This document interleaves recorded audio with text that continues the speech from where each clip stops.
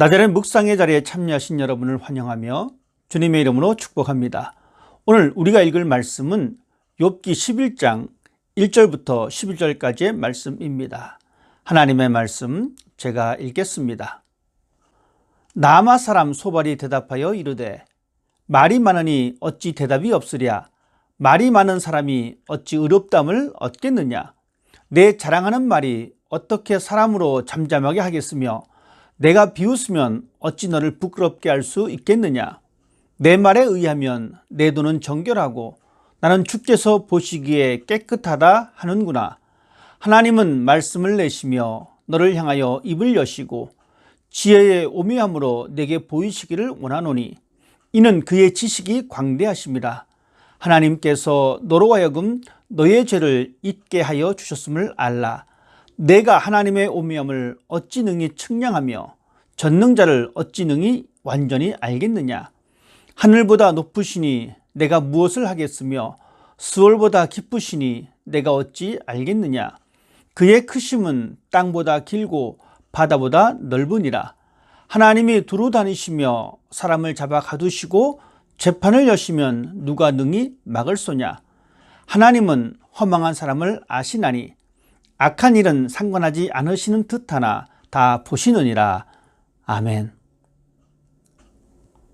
오늘 우리가 읽은 본문은 나아마 사람 소발이 욥에게 말하는 내용입니다. 소발은 욥과 그의 친구들과의 대화를 듣고 난 이후에 욥의 아픔에는 동정하지 않고 대신에 죄를 지어서 징계를 받는 것이며 오히려 하나님의 자비로 인해서 그 고난이 축소되었다라고 말을 합니다. 하나님은 오묘한 지혜와 광대한 지식을 가지고 있기 때문에 하나님이 말씀하시면 욥은 정죄를 받을 수밖에 없다고 말을 했습니다. 그리고 무한하신 하나님을 어느 누구도 알 수 없다고 말하고 있습니다. 소발은 욥이 말을 많이 하지만 그것은 지혜롭지 못한 행위라고 지적을 합니다. 그리고 욥이 자신의 말로써 다른 사람들을 침묵시키려고 하는 행위는 지혜롭지 못하며 다른 사람을 무시하는 것이라고 말을 합니다. 소발은 욥의 모든 말이 헛된 말이라고 비판했습니다. 2절과 3절의 말씀입니다. 그와 같이 말이 많다고 해서 옳다는 인정을 받겠느냐. 내가 자랑할 때 나는 잠잠고 있어야만 하겠느냐. 내가 비웃으면 너를 부끄럽게 할 자가 없겠느냐. 다른 친구들의 대답에 대하여 소발은 그것은 자신을 합리화시키는 핑계거리로 들린다는 것입니다. 욥은 자신이 그런 고난을 받을 만큼 죄를 짓지 않았다고 주장했는데 하나님 앞에서 그 누구도 자신에게 죄가 없다고 말할 수 있는 사람이 없기 때문에 어리석은 말이라고 지적하고 있습니다. 소발은 욥이 당한 고난은 죄를 지었기에 당연히 받는 것이라고 생각했습니다. 그러나 소발은 죄 없어도 고난을 당할 수도 있다는 생각을 하지 못했습니다. 특히 욥의 상황에 전혀 아파하는 마음도 갖지 않은 채 사랑의 마음도 없이 비판하기에 급급했던 소발의 모습입니다.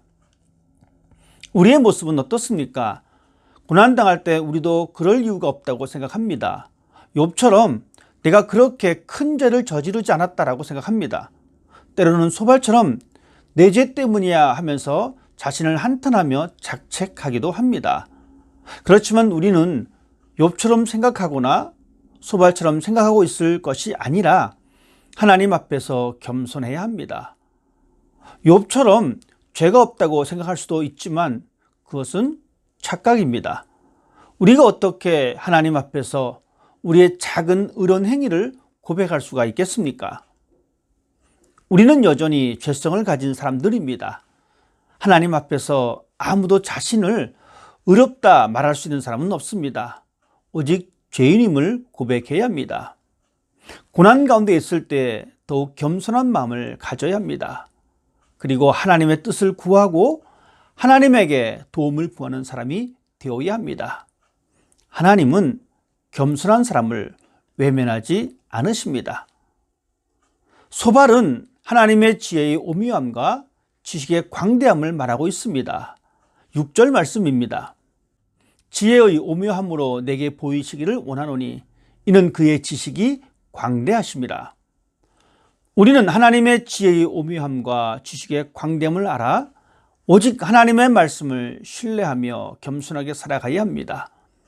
하나님의 지혜는 인간이 이해하기 너무 심오한 것이라 이해할 수 없습니다. 그렇기 때문에 우리 자신의 판단보다는 하나님의 결정과 지혜를 의지해야 합니다. 사람의 판단이 옳은 것 같아 보이지만 하나님의 판단이 그렇지 않다면 오히려 하나님의 판단을 신뢰하는 것이 신자의 바른 모습입니다.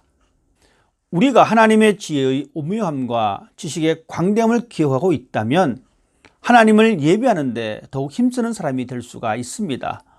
위대하신 하나님을 찬양하는 데 열심을 낼 수밖에 없습니다. 그리고 겸손할 수밖에 없습니다. 하나님의 지혜 앞에 원망을 하고 불평을 하는 것이 아니라 하나님의 뜻을 신뢰하며 순종할 수밖에 없습니다. 하나님이 하신 일이 옳은 것이라고 받아들이는 것이 신앙인의 올바른 모습입니다. 지혜는 우리에게 속한 것이 아니라 하나님의 것입니다. 우리는 하나님의 지혜를 바라보고 이해하는 사람이 되어야 합니다. 하나님의 지혜로 나를 봐야 하고 하나님의 지혜로 세상을 볼 수 있는 사람이 되어야 합니다. 이런 능력을 갖기 위해서는 성경을 읽어야 합니다. 우리가 고난 가운데 있다면 성경 안에 주어진 하나님의 지혜를 발견하고 지혜롭게 고난을 감당하는 사람이 되어야 합니다. 하나님의 오묘하심을 그 어떤 사람도 알 수 없습니다. 7절과 8절의 말씀입니다. 내가 하나님의 오묘함을 어찌 능히 측량하며 전능자를 어찌 능히 알겠느냐. 하늘보다 높으시니 내가 무엇을 하겠으며 스월보다 깊으시니 내가 어찌 알겠느냐. 우리가 하나님을 이해할 수 없기에 그분이 하시는 일들을 이해할 수 없다고 불평하고 원망의 자리에 앉아 있으면 안 됩니다. 오히려 이해할 수 없는 고난이 닥칠 때 오히려 우리의 한계를 인정하고 측량할 수 없는 하나님을 더욱 의지해야 합니다.